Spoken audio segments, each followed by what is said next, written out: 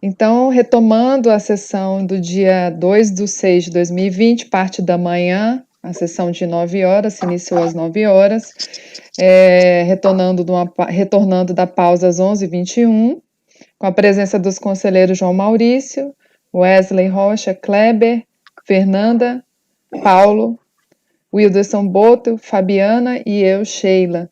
Como suplentes, doutora Fabiana e doutor Wilderson Boto, substituindo as 2 vagas do colegiado, que estão, a princípio, vagas.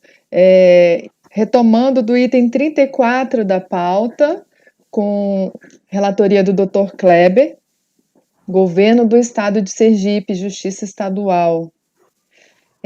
Os itens 34, 35, 36 e 37. Confere, doutor Kleber? Isso. Pode iniciar. Nós temos que o 2009-85 e o 2009-19, eles podem ser julgados em conjunto, porque se referem a abril 34. Então, o 34 é referente ao governo do estado de Sergipe, a Justiça Estadual, né, que na realidade é o estado de Sergipe, a Justiça Estadual, foi feita uma ação fiscal lá, eles tinham criado algumas espécies de gratificações para os funcionários, tipo uma substituição adicional de serviços técnicos, plantão sem INSS, 13º indenizado pago na rescisão e substituição com INSS. Alega não habitualidade, mas na primeira instância eles comprovaram que não está no rol das verbas que não incidem em contribuição previdenciária. Eu também penso do mesmo jeito, não é simplesmente dar o nome dar um nome para essa verba como indenizatória, ou a simples não habitualidade não implica que não vai incidir contribuição previdenciária. Então, eu considero que ela não estando no rol da lei, da lei 8.212, das verbas que não incidirão a contribuição previdenciária, eu mantenho a decisão da primeira instância, para negar provimento. Então, esse processo aqui que eu estou lendo, o 34, ele é a parte patronal, e o seguinte, o 35, é o desconto do segurado que não foi efetuado. Então, no 2 é a mesma decisão, só negar provimento ao recurso.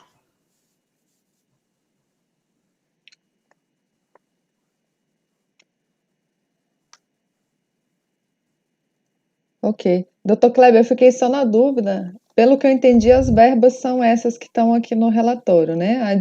Substituição, adicional... Ele criou lá com esses nomes: adicional de serviços técnicos, plantão sem INSS, 13º indenizado pago na rescisão. Doutor João, você não está ouvindo?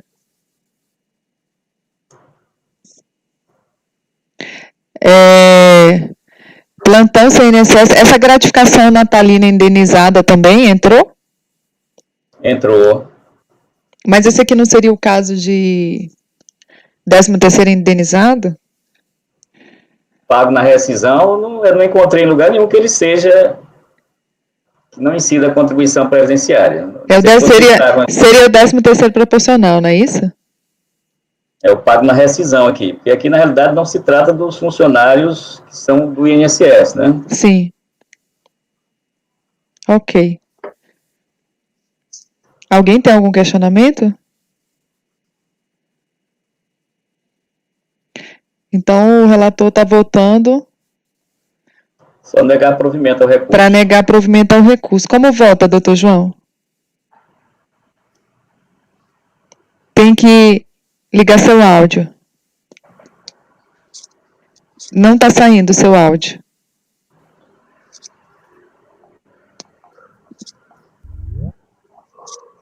Estão me ouvindo? Sim. Pois é, olha, eu não ouvi o voto do Dr. Kleber, Sim, então... Pelo visto, também eu estava falando e vocês não estavam me ouvindo. Não. Não é isso? Isso. Então, vou pedir ao Dr. Cléber para fazer só um resumo para mim, porque eu não consegui... Eu ouvi só o início, depois eu deixei de ouvir. Ok. Não, é que essa a Justiça Estadual lá do Estado de Sergipe, né? Ela criou uma série de pagamentos lá para os seus funcionários e botou o nome aqui, substituição adicional de serviços técnicos, plantão sem INSS, 13º indenizado pago na rescisão e substituição com o INSS. Alega que não era habitual, que são indenizatórias. Então, ela não pagava o INSS, né? Então, o fiscal foi lá, viu que não estavam no rol daqueles que da Lei 8.212, que estão fora que não há incidência, e fez o levantamento do débito, né? Na primeira instância foi mantido, eu também estou mantendo aqui.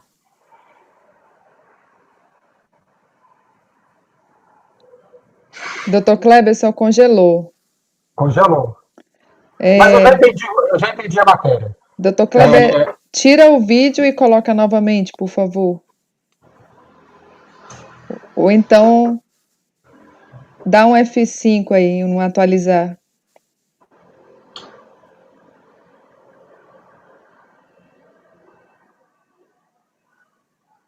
Vamos aguardar ele voltar aqui.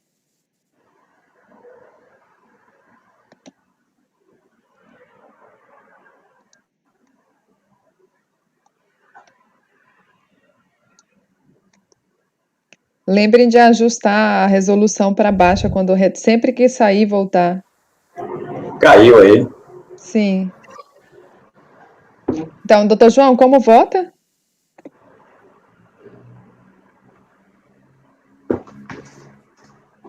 Doutor João?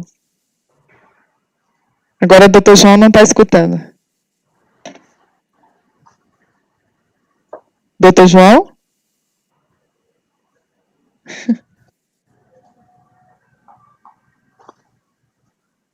Todo mundo me escuta?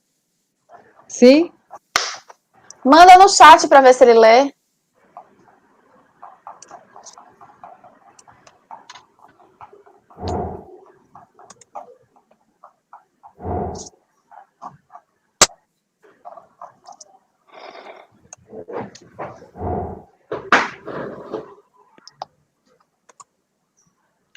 Eu pedi aqui para ele entrar e sair.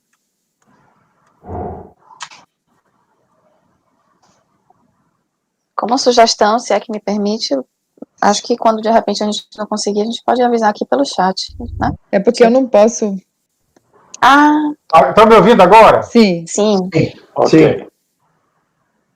Eu também não estava ouvindo vocês, eu via, mas não ouvia. Bom, eu acompanho o relator. Sim. Ok. Doutor Wesley? Eu acompanho o relator. Doutora Fernanda? Acompanho o relator. Doutor Paulo? Acompanho o relator. Doutor Boto? Com o relator. E doutora Fabiana? Acompanho. Então, o item 34 e o 35 acordam os membros do colegiado, por unanimidade de votos, em negar provimento ao recurso. Certo, doutor Kleber? Agora o item 36 é diferença de SAT, né? Isso aconteceu demais aqui no Piauí, os municípios resolveram que a administração pública era o SAT, era o 1, em vez de 2, né? Então, da mesma maneira, a Justiça, lá do estado de Sergipe, ela refez as GFIPs, colocando, então, como sendo grau de risco 1.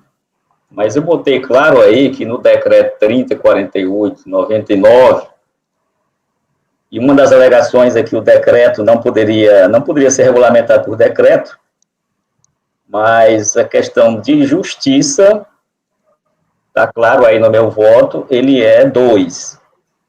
Então, tanto na primeira instância como agora, o SAT, na realidade, era de grau 2, né, apesar da administração pública em geral é 1, né, mas aí especifica no decreto, faz as especificações, que é número 2, eu coloco aí no meu voto, é grau de risco 2, então o meu voto eu aplico a súmula CARF número 2, né, Não vou discutir a questão de constitucionalidade. Então, conheço parcialmente do recurso, não conhecendo das questões de constitucionalidade, súmula CARF número 2, e do mérito por negar provimento ao recurso. No caso, nós temos ali só o não conhecimento da matéria, ou tem alegações também sobre o mérito de não aplicabilidade da alíquota? Porque, pelo que eu entendi, o senhor tinha colocado para não conhecer da matéria, é isso?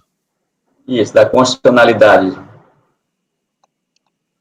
Mas aí se discute, o recorrente, no caso, persiste falando do mérito, que não deve ser alíquota 2 e sim alíquota 1. Isso, ele acha que então deve ser 1. Tá ok, então. Foi o decreto de 2007 mudou, né, para administração pública. Aí mudou. Doutor Paulo, o senhor congelou. Doutor João? Vou atualizar. Doutor João está sem áudio. Estão me ouvindo? Doutor Kleber, eu tenho uma dúvida. A parte que ele alega inconstitucionalidade, alega inconstitucionalidade do decreto, ou ele alega ilegalidade do decreto? Foi a mesma dúvida que eu fiquei. Violação do princípio da legalidade tributária pelo fato de a lei ter sido definida por decreto. Matéria em questão envolve a legalidade e constitucionalidade de lei tributária, cuja apreciação é do Poder Judiciário. E vocês acham que não, que esse aqui não é uma questão de constitucionalidade, ele está questionando se o decreto não poderia legislar. Essa é a minha dúvida. Se ele diz que o decreto fere a Constituição, a gente não pode conhecer. Entretanto, se ele diz que o decreto... João, está falhando o seu áudio, João. João, eu acho que o João ficou sem áudio.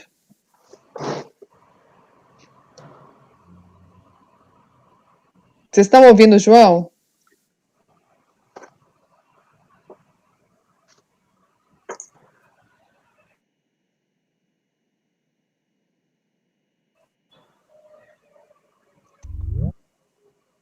Estão me ouvindo? Sim. Agora sim. Pode começar do início, João. Tá, vou começar do início. Doutor Kleber, eu entendo o seguinte, que se no recurso ele não confrontou o decreto com a Constituição, a gente não pode aplicar a súmula CARF número 2. Porque pode ser, e me parece que foi essa do que eu percebi do seu...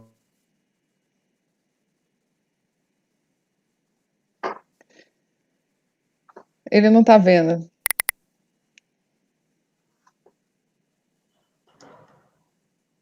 Eu vou ter que expulsar o João. Eu vou tentar usar... Estão me ouvindo agora? Sim, Não. sim, agora sim. Tirei o fone, pode ser o fone que está com problema. Mas vamos lá. Você alterou a sua resolução? Eu vou alterar agora, porque toda vez que dá o refresh tem que alterar de novo. Isso. Pode ser isso que esteja. Vamos lá. Doutor Kleber, mais uma vez, se ele está alegando que o decreto afronta a Constituição, beleza, a gente tem que aplicar a súmula CARF número 2. Mas se ele está dizendo que o decreto fere a lei, aí não é o caso de aplicar a súmula CARF número 2. Aí é o caso de verificar a legalidade do decreto. E aí, tudo bem, o regimento até diz que a gente não pode deixar de aplicar a lei, decretos e regulamentos. Mas quando há uma divergência entre lei e decreto, a gente tem que analisar isso no voto. Eu não sei se é o caso dele. Agora, se ele está dizendo que fere a Constituição, aplica a súmula CARF sem problema. Não, eu fiquei só nessa dúvida. Ele está falando mesmo da questão da lei. Eu vou alterar aqui, eu vou conhecer a matéria e mesmo assim vou dizer que se aplica. Então vou alterar, porque realmente ele está falando da lei, né, e não da Constituição. Tá, então, muito bem. Estou alterando aqui para tirar a súmula CARF número 2, vou conhecer da matéria e vou negar. Porque, se não me engano, aí quem for oriundo da Previdência pode me esclarecer, eu acho que todos os enquadramentos de SAT, eles são por decreto, não é? A lei autoriza, a lei remete a lei autoriza, Tá, perfeito. Mas tem alguns recorrentes que alegam a inconstitucionalidade por meio de decreto, enfim. E acho que tem uma decisão do STJ, já que sacramentou que essas atualizações de SAT e RAT podem ser por decreto, com base nas atualizações lá da Seguridade, lá tem o Conselho, né? É o Conselho, com base nas decisões do Conselho de Previdência. E aí já deixou que era legal, enfim, não afetaria a norma tributária de forma inconstitucional. Por isso que eu perguntei no início se ele estava alegando uma inconstitucionalidade também. Doutora Fabiana, com a palavra. Eu só ia reforçar esse entendimento, porque na própria Constituição fala que os decretos servem para regulamentar as leis. Acho que isso pode ajudar a doutora Kleber na fundamentação, que a discussão poderia ser em torno do percentual, mas que tem que ser fixado por decreto, tá ok. Tem previsão tanto na Constituição quanto na lei, porque os decretos servem para regulamentar o que a lei prevê. Essa é a função deles. Sim, doutora Fabiana, mas a questão é que existe uma interpretação, e aí também está sendo debatido na seara judicial, que essa atualização da alíquota remeteria a um aumento do imposto que deveria ser por meio de forma legal. Então, há um debate ainda sobre o tema. A princípio, nesse momento, nós temos um entendimento de que sim, né, o decreto é legal, ele atende ali as exigibilidades dos princípios das normas tributárias, porém, existem muitos contribuintes questionando a forma de atualização desse decreto. E o segundo passo, basicamente, são as atividades, né? Por exemplo, na administração pública, o que é uma prepondera, ou seja, a norma do decreto diz que vai se aplicar a alíquota pela atividade preponderante na empresa, né? E na administração pública, né, há esse questionamento de que nem toda atividade feita pela administração pública seria grau 2, seria grau 1. Então, a princípio seria isso, mas aqui para nós, nesse contexto, não tem como, porque a gente teria que aplicar a norma, o decreto diz que é 2 e não tem como fazer uma interpretação extensiva, do meu ponto de vista, né? Só se alguém tiver algum entendimento diferenciado e puder existir alegações de municípios e estados, por exemplo, de que eles têm que ser tributados pela atividade preponderante, enfim. Eu confesso que eu não vi ainda, em alguns casos. Eu acho que eu vi, sim, já vi. Eu já vi. É uma interpretação também, né? Se de repente se enquadrar a atividade preponderante for um grau alíquota 1, pode ser que alguém possa ter esse entendimento. Até então eu votei de forma a aplicar o 2, a alíquota 2. Não sei se posso mudar o entendimento em algum momento, mas a princípio é isso.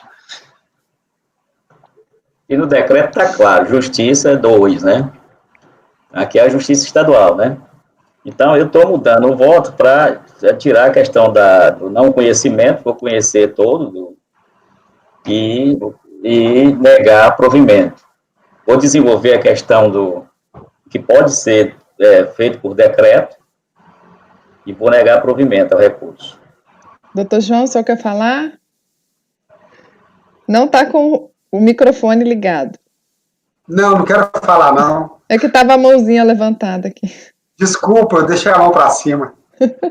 Então, podemos colocar em votação? Então, seria negar provimento ao recurso, doutor Kleber? Isso, negar provimento ao recurso. Esse se aplicaria ao outro item ou é só esse que a gente está... Esse outro aqui, vou logo falar para a gente votar em conjunto. Ok.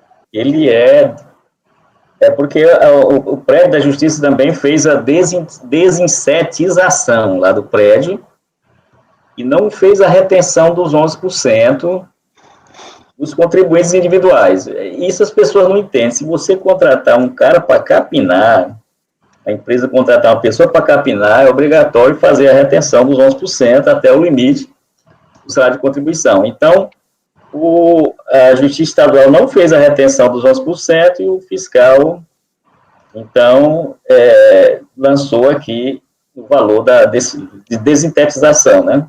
Desinsetização.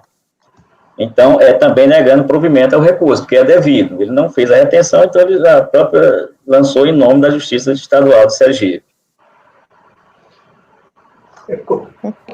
É aquela retenção de 11% em cima do contribuinte individual, não é isso? Contribuinte individual. Prevista naquela MP10, meia coisa assim. Eles alegam que não estava no rol, mas está no rol. Aliás, aqui é a retenção dos 11% da empresa. Da né? empresa, tá. A empresa que fez a desintetização, ela está no rol da retenção de cessão de mão de obra. Cessão de mão de obra, ok. Impressionante, né? Porque, nesse caso, a administração pública, ainda mais o Poder Judiciário, teria talvez uma responsabilidade maior, mas uma atribuição assim de um encargo de responsabilidade maior por uma retenção devida. Então, só por esse lado aí a gente fica. Deixou passar. Enfim. Então, vou colocar em votação. Alguém tem algum questionamento? Os dois processos é negar provimento ao recurso voluntário, né, doutor Kleber? Isso, negar provimento. Doutor João, Fernanda, pode falar. Eu, na verdade, só queria ter certeza de que a cobrança está sendo na empresa, não é isso? Isso. A pessoa física teve alguma cobrança? Foi confirmado se a pessoa física teve algum recolhimento? Não, né? Não, isso aí ela poderia ter feito na defesa. Não sei se você se lembra o caso aí que nós fizemos aí, que foi eu pedir vista. Foi exatamente isso. Cobrou naquela empresa. E não verificou se teve pagamento da empresa apresentou na defesa algumas GPS que foi abatida. Aqui no caso eles não. Não, né? Tá bom. Mais algum questionamento? Doutor João, como vota? Eu acompanho. Doutor Wesley? Acompanho. Doutora Fernanda? Acompanho, Sherlock. Doutor Paulo? Acompanho. Doutor Boto? Com o relator. Doutora Fabiana? Acompanho. Eu acompanho também. Então, os itens 36 e 37 acordam os membros do colegiado por unanimidade de votos em negar provimento ao recurso. Certo? Certo. São 11h43. Doutor Wesley, o item 38, 39 e 40 é tranquilo de fazer nesses 15 minutos?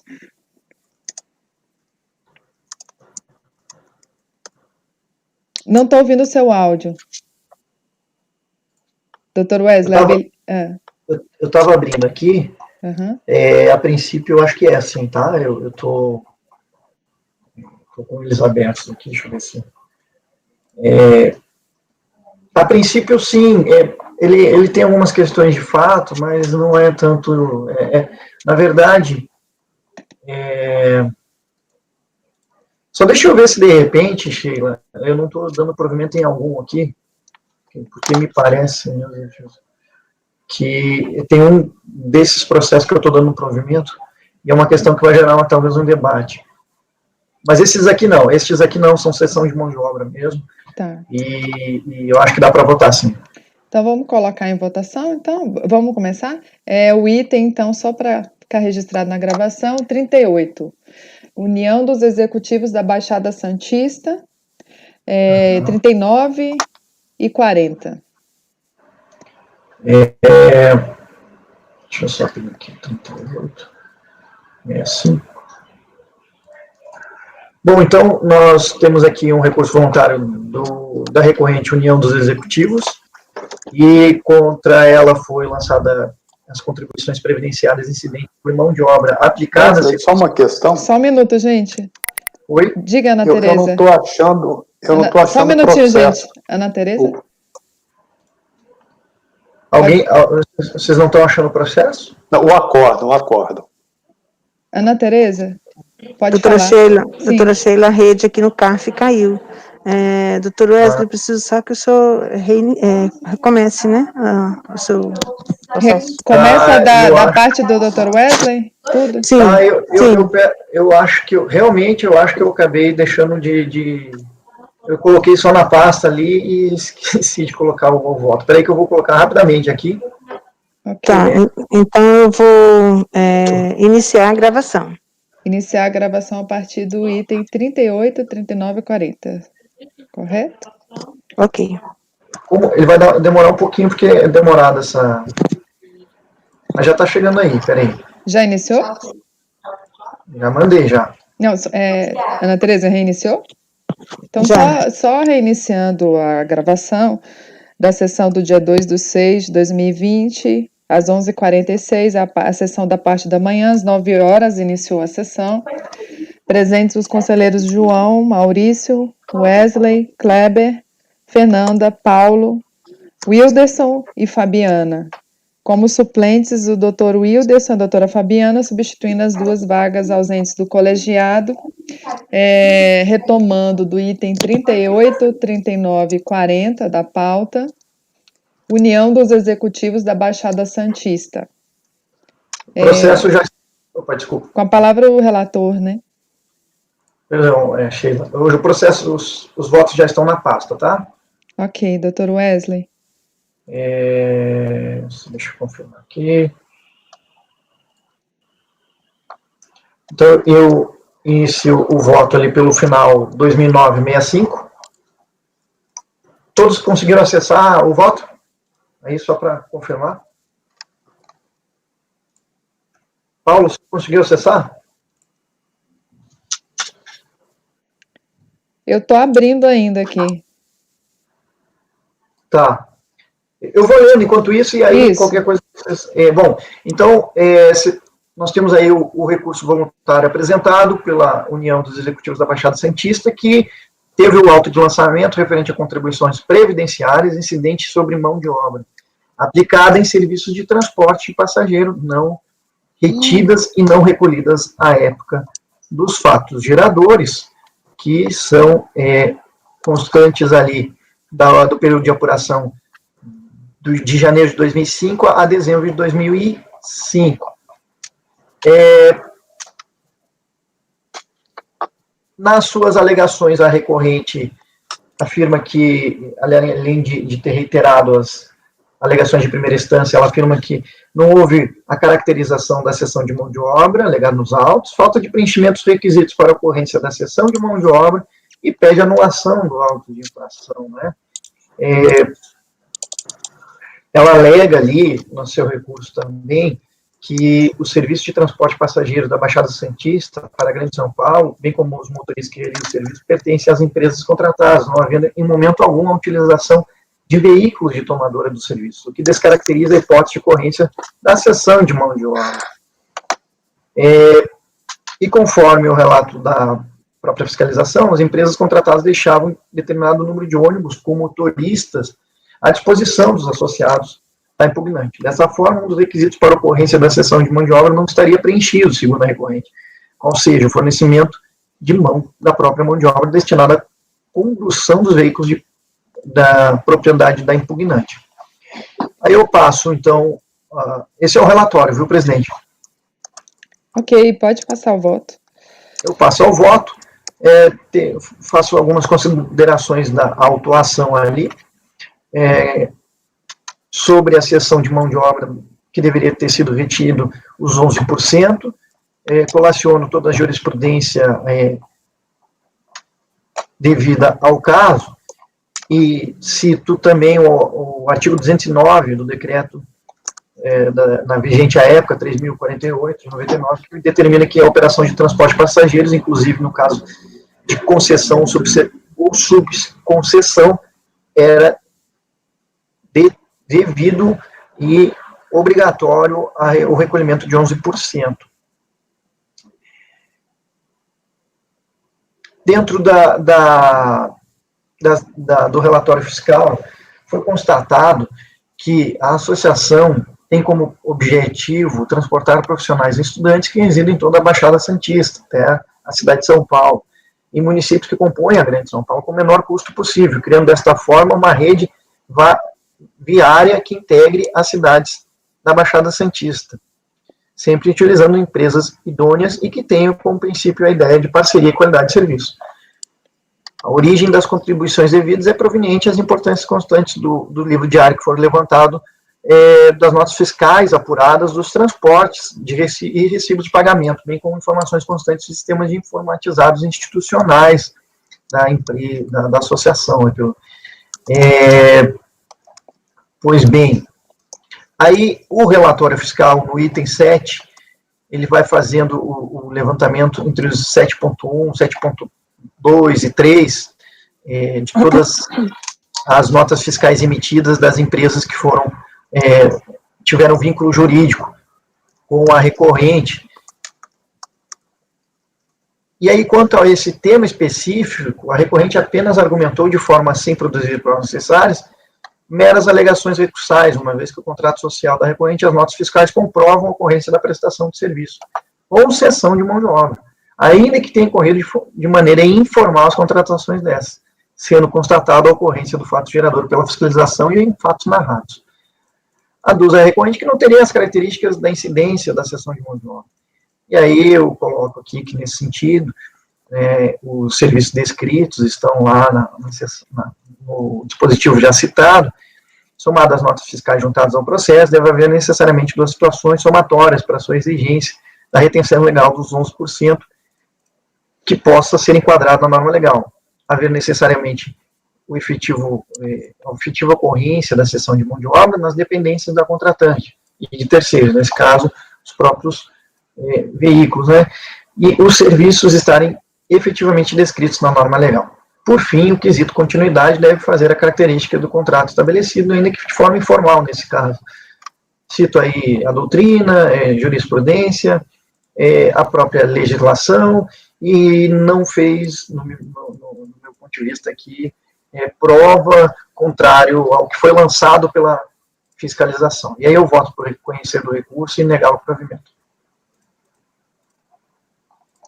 Muito bem.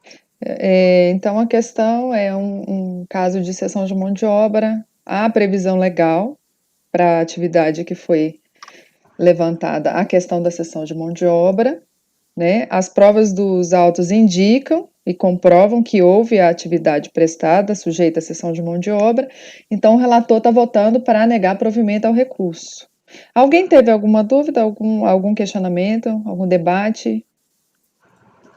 Então, eu vou colocar em votação. Doutor João. Só uma questão, doutor Wesley. Essa decisão vai se replicar para os outros dois? Ou cada um é de um jeito? Não, eu estou verificando aqui, acho que acredito que seja para os outros dois sim também. Tá. Porque daí os outros são partes dos segurados, né, contribuintes individuais de partes segurados, e o outro, deixa eu ver aqui, só um pouquinho. O outro é a parte patronal, que é o que a gente está verificando, e todos os incidentes sobre a mesma contribuintes individuais. Isso aí, contribuintes individuais. O caso são os mesmos ali, viu? Então, se aplicam aos três casos. Ok. Doutor João, como vota? Eu acompanho. Doutor Kleber? Acompanho o relator. Doutora Fernanda? Liga o microfone, por favor. Acompanho o relator, então estava ligado antes, né? Estava. Acompanho o relator. Doutor Paulo? Acompanho o relator. Doutor Boto? Com o relator. Doutora Fabiana? Acompanho também. Eu também acompanho o relator. Então, acordam os membros do colegiado. Teve preliminares nas outras dois, doutor Wesley? Não, então é o seguinte, olha só, realmente tem uma diferença que acho que era esse que eu estava falando. Sim. Esse caso aqui, a gente pode votar ele somente agora nessa circunstância, como foi, faz um tempo que eu tinha feito. Ela tem uma diferença nos outros dois, tá? Esse que a gente votou, então, foi o item 38, 2009-65. Isso, 65. Acho que é melhor... vamos por partes, então. Então, 2009... Alguém está com o áudio ligado? Está bem alto. O 2009-65 Então, acordam os membros do colegiado por unanimidade de votos em negar provimento ao recurso. Ele não teve preliminar, então é só negar provimento. Então, vamos passar para os outros dois. Aí é o seguinte, o 2009-11, o caso é basicamente o mesmo, mas ele tem uma diferença, tá? Tem lançamento, e aí se vocês puderem acessar aí o 2009-11, de dois códigos, o C1 e o C2. O C1 trata do contribuinte individual pro labore, tá? A remuneração dos segurados contribuintes individuais pagos a título de prolabore aos presidentes e diretores da associação relativas à competência 1 de 2005 a 12 de 2005. E aí o C2 é o contribuintes individuais prestadores de serviço, tá? Que é o que a gente já conversou. Então, nesse sentido, o C2, entendo que a recorrente não obrou afastar a acusação fiscal, e aí o fato seria o mesmo do primeiro lançamento, tá? E aqui, no C1, entendo que existe fato gerador do tributo em questão, pois não se configura em nenhuma das hipóteses levantadas, não havendo remuneração, e tampouco uma contraprestação de serviço, mas somente uma isenção de uma mensalidade. Qual é o caso? Os diretores teriam isenção de mensalidades enquanto estariam ocupando o cargo, ou seja, eles não retirariam, não pagariam para a associação os valores devidos referente à mensalidade. E aí, nesse sentido, eu transcrevo o que a autoridade fiscal observou do lançamento. Para a legislação previdenciária, remuneração é a totalidade dos rendimentos pagos devidos ou creditados a qualquer título, durante o mês, destinados a retribuir o trabalho, qualquer que seja a sua forma, inclusive gorjetas, ganhos habituais, sob formas de utilidades, né, e reajuste salarial, quer serviços efetivamente prestados, quer pelo tempo à disposição do empregador, enfim. Sendo assim, entende-se como remuneração todo pagamento pactuado ou não, visando valores a serviço executado. No caso, em tela, apenas os associados que exerciam alguma função na união dos executivos da Baixada Santista teriam direito à isenção, à mensalidade. O que caracteriza que este benefício é concedido em contraprestação de serviço. Dessa forma, observamos que a gratuidade da mensalidade concedida aos associados, incluídos na categoria de membros efetivos e membros honorários, trata-se de uma forma de remuneração, pois possui conotação de compensação econômica pelo trabalho realizado.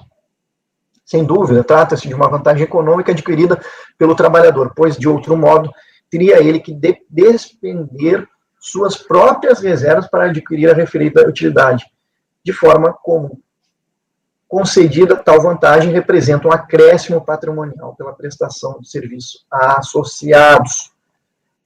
Entendo, e aí passando a minha interpretação do voto, que as características de salário ou remuneração deveria haver no mínimo um pagamento pelo serviço. Ficou pendente no relatório fiscal uma descrição maior do quanto cada diretor recebia a título de prolabore. E não existe esse apontamento, e somente a questão da isenção da mensalidade seria uma contraprestação dos serviços prestados. Ocorre que essa informação, por si só, no meu entendimento, não seria suficiente para atribuir a incidência de um prolabore. Demais descrições do relatório fiscal não é suficiente para concluir por um prolabore ocorrido. Uma associação serve para atingir determinado fim associativo. Só colocar aqui. Constituída por um grupo de pessoas que se reúnem em torno de uma causa e decidem formalizar uma atividade nesse sentido, sem fins econômicos, segundo as regras do Código Civil. A remuneração de diretores deve acontecer de alguma maneira, e não somente por uma isenção de uma mensalidade instituída por estatuto associativo, sem, contudo, atribuir uma forma de ganho eventual. Mesmo porque o caráter temporário configurado para atribuir aos diretores da recorrente não estipula e nem tem o condão de incidir as contribuições previdenciárias ao presente caso. Importa ressaltar que a mensalidade desembolsada pelo próprio associado é, no caso, o diretor, que não teria características de remuneração e nem a si próprio, pois no raciocínio lógico a pessoa estaria desembolsando dela própria para depreender valores para a associação. Entendo que o benefício de isenção da mensalidade custeada pelos associados não atrai o caráter remunerativo. Entendo que a mensalidade isentiva, por si só, para diretores, não possui caráter contraprestacional, uma vez que apenas possibilita o não recolhimento de uma obrigação em razão de uma posição ocupada dentro da associação, e que é de forma transitória, sem ser permanente. As receitas obtidas por meio de contribuições, doações, anuidades ou mensalidades fixadas por lei, Assembleia ou Estatuto, recebidas de associados mantenedores sem caráter contraprestacional direto, destina-se ao custeio e ao desenvolvimento de seus objetivos sociais. Entendo, portanto, que faltará elementos para configurar a incidência do tributo, devendo, assim, ser afastado da base de cálculo o código C1, mantendo-se o código C2. Então, eu voto por conhecer do recurso voluntário para dar parcial provimento, a fim de afastar a incidência da contribuição previdenciária do código C1 do levantamento fiscal, do que trata de prolabore de diretores da associação que possui o benefício de isenção de mensalidade, mantendo-se a exigibilidade do código C2. Eu voto, presidente. Então, aqui não é a questão da cessão de mão de obra, é a remuneração de contribuintes individuais. No caso, uma parte é o C2, que são os prestadores de serviço, e o C1 é o pagamento daquela mensalidade da associação concedida aos associados, e aqui pelo relatório fiscal fala na categoria de membros efetivos e membros honorários. Exato. Que o fiscal entende que há uma remuneração pela compensação econômica do trabalho realizado. Doutor João, o senhor quer fazer uma consideração? Com a palavra. Doutor Wes, peraí, deixa eu ver se eu entendi bem. Esses diretores não pagam a mensalidade. Exato. O que, em princípio, ao meu ver, seria o salário indireto, como é, por exemplo, o síndico que não paga o condomínio, tem isenção, é o salário da atividade de síndico. Eu entendo que sim. O senhor está dizendo que esse benefício não configura salário indireto, porque... por quê? Porque não é habitual? Qual que é o fundamento aqui? Porque não é contraprestacional. Uhum. Eu entendi que não seria uma contraprestação, seria só uma isenção, assim, uma isenção da mensalidade que ele próprio teria de desembolsar para a associação. Eu pensei... eu entendi seu voto, mas a minha dúvida é se essa isenção se dá porque ele é um membro honorário da associação, aí atingiria qualquer membro honorário dessa associação, independente de ele ser diretor e trabalhar nela, ou se essa isenção se dá porque ele é o diretor. Essa que é a minha dúvida. Porque se ela estivesse se dando porque ele está trabalhando lá, é parte do salário dele, é uma condição do salário dele.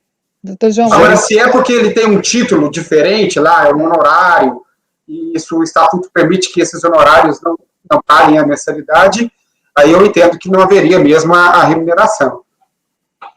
Então, tem os dois casos, viu, João? Tem o diretor e o honorário. Deixa eu ver aqui. Aqui no relatório, segundo o que o doutor Wesley colocou, aqui no próprio voto, né? Tem um trecho aqui que eu acho que explica isso. Sendo assim, tem-se como remuneração todo pagamento pactuado contratualmente ou não, visando valorar serviço executado. No caso em tela, apenas os associados que exercem alguma função na união dos executivos da Baixada Santista têm direito à isenção da mensalidade. O que caracteriza é que este benefício é concedido em contraprestação do serviço prestado. Então, ele tem uma função lá dentro, sim, da associação. Ele fala, desta forma, observamos que a gratuidade da mensalidade concedida aos associados, incluídos na categoria de membros efetivos e membros honorários, trata-se de uma forma de remuneração, pois possui conotação de compensação econômica pelo trabalho realizado. Acho que é isso. Isso, aí no terceiro parágrafo ele até cita ali do relatório que, com base na legislação, conclui autuante que, sendo que este benefício concedido apenas aos associados que exercem alguma função na entidade e em contraprestação de serviço prestado, a gratuidade na mensalidade concedida aos associados membros efetivos e membros honorários. Trata-se de uma remuneração. Então, assim, respondendo ao João, os membros honorários também desempenhavam alguma função dentro da associação. E aí era que se concedia essa isenção.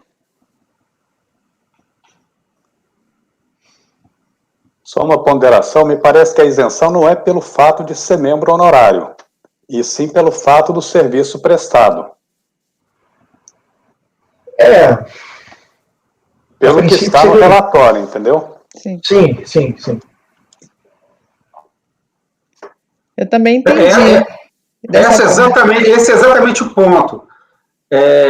Eu estou vendo aqui, estou lendo o relatório, parece que ele discriminou no anexo que ele cita aqui, apenas aqueles associados que exercem alguma função nessa webs. Que apenas eles, segundo está no relatório, apenas esses têm direito à isenção da mensalidade. Por isso que ele está caracterizando esse benefício como contraprestação de serviço, salário direto. Bom, acho que está claro aqui, sim, para mim, que eu entendi a distinção que o Dr. Wesley fez, mas no meu entendimento aqui, ele tem esse benefício porque ele trabalha lá, essa é a razão. Não porque ele tem um título honorífico especial lá da associação, mas senão porque ele trabalha lá. Portanto, eu entendo que é parte do salário dele. Eu entendi que, como ele teria o benefício da isenção, que o dinheiro dele mesmo seria empregado para a associação. Tá congelando, Wesley, seu áudio. Nesse caso, ouvindo? Eu estou sentado. Está picotando. Está picotando. E agora congelou.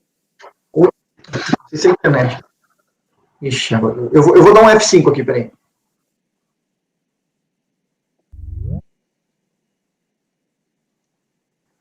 Pronto. Agora dá, né? Bom, sim. Assim, eu sei que há essa questão colocada no relatório, na atuação, decisão de primeira instância, que os colegas vão, talvez, obviamente, até acompanhar a decisão de primeira instância. Mas eu entendi, nesse caso, que como o benefício, em tese, seria dele próprio para a associação, olha, eu só não vou pagar a associação porque estou lá com um cargo honorífico, enfim, eu entendi que nesse caso seria uma exceção à regra de não incidir essa confesso que eu fiquei um pouco na dúvida, demorei um pouco para fazer um juízo de valor, mas eu concluí mais ou menos nesse sentido, viu, Sheila?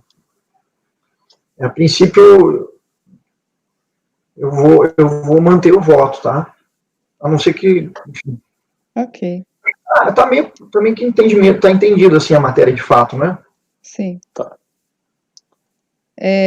Eu acho que ficou claro, Dr. Wesley. É mais uma questão também de posicionamento, né? Assim, também.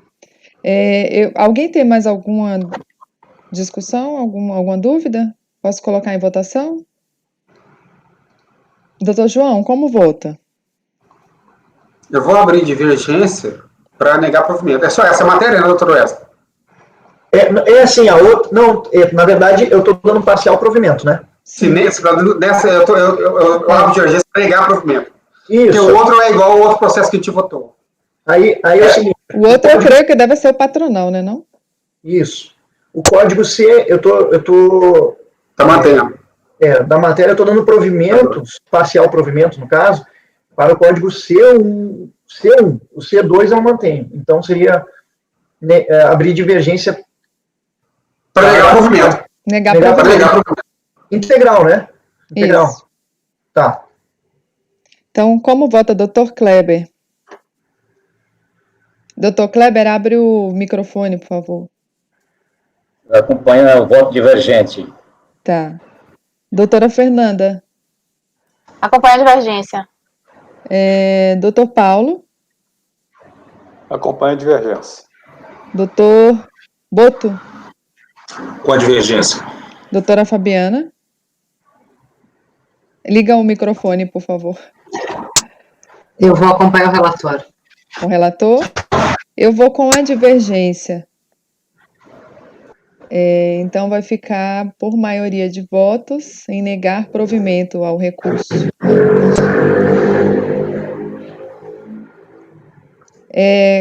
Vai precisar de fazer um voto vencedor aí.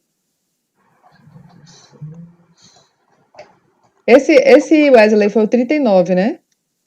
Isso, e aí agora sim, o próximo que é não, esse foi o 39, o próximo que é o 40, que é o número final 2009-76, é a mesma matéria do 39. Aí... Sheila, eu posso ficar com os 2 votos vencedores sem problema. Tá, então por maioria de votos em negar provimento ao recurso voluntário. Vencidos Isso. O relator e... Dr. Paulo quer falar? O Paulo queria falar alguma coisa. Pode falar, Foi Paulo. acidental. Então Não, tá. foi acidental, vou tirar. Vencidos as conselheiras, a Fabiana e o relator, que deram provimento parcial. Precisa de colocar o provimento parcial que eles deram, doutor João? Só uma dúvida. Para a exclusão do código C1, não é isso, doutor Wesley?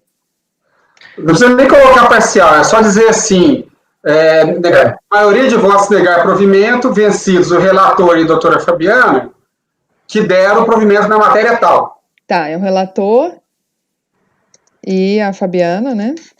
Que deram provimento na matéria tal. Que deram provimento em relação ao código. Foi o C1, né, Wesley? Isso, ao C1. C1. Designado para redigir, para fazer o voto vencedor é doutor João, né?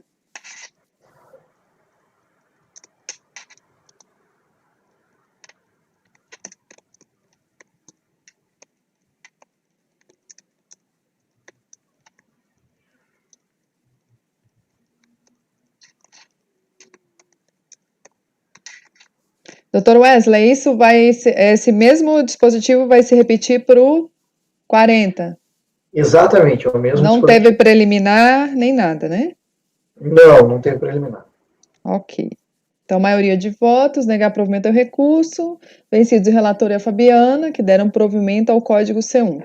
Designado para redigir o voto vencedor, o conselheiro João Maurício Vital. Correto? Correto. Então, com esses 2 processos, a gente encerra a sessão da manhã. Ficaram faltando os itens 41